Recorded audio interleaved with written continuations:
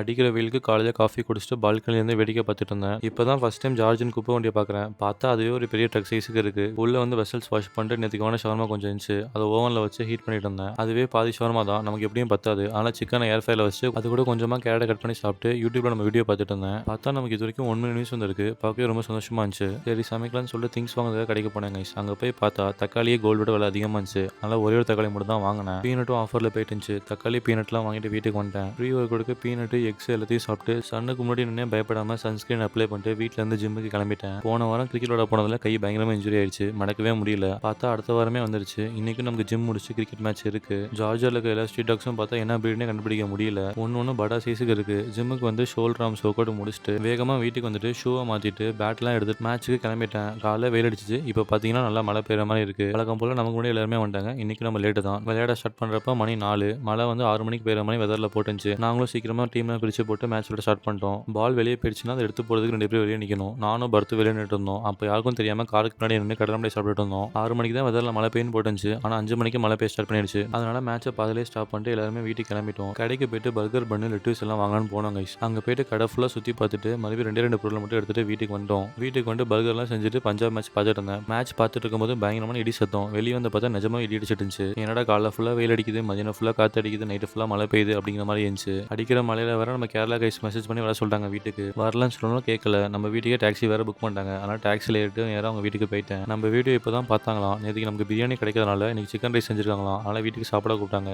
எங்கேயா இருந்தீங்க இவ்வளோ நாள் அப்படிங்கிற மாதிரி இருந்துச்சு. வீட்டுக்கு போயிட்டு சிக்கன் ரைஸ் சாப்பிட்டுட்டு யூனோலாம் விளாண்டுட்டு இன்னைக்கு டேவை முடிச்சாச்சு. நாளைக்கு பார்ப்போம் கைஸ். பை.